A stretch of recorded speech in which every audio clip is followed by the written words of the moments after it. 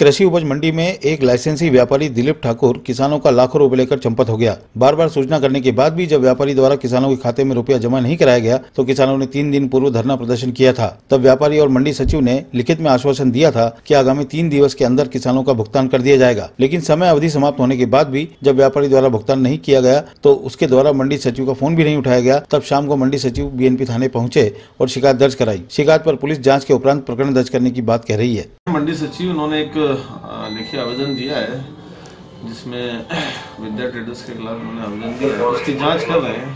जांच के बाद जैसी कार्रवाई होगी, जैसी सूरत होगी वैसी कार्रवाई की जाएगी।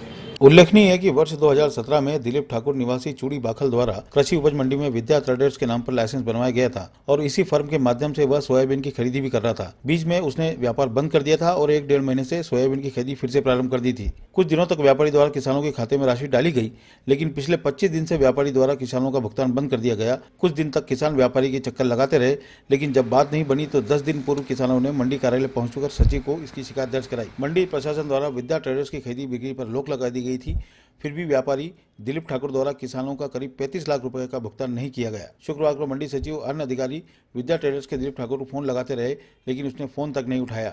इस बात से नाराज होकर एसडीएम जीवन सिंह रजक ने मंडी सचिव को व्यापारी के खिलाफ तत्काल एफआईआर दर्ज कराने के निर्देश दिए। तुलावटी द्वारा तोला जाता है, वहाँ से फिर उसको तोल पर्ची दे दी जाती है किसान को।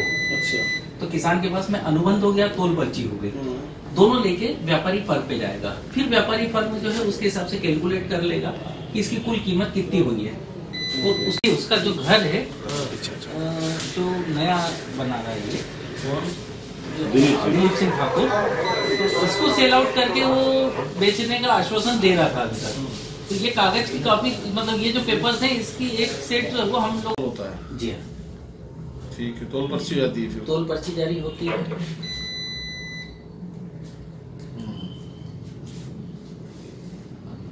कृषक जो है वो अनुबंध और तोल पर्ची दोनों लेके व्यापारी फर्म के पास में जाता है।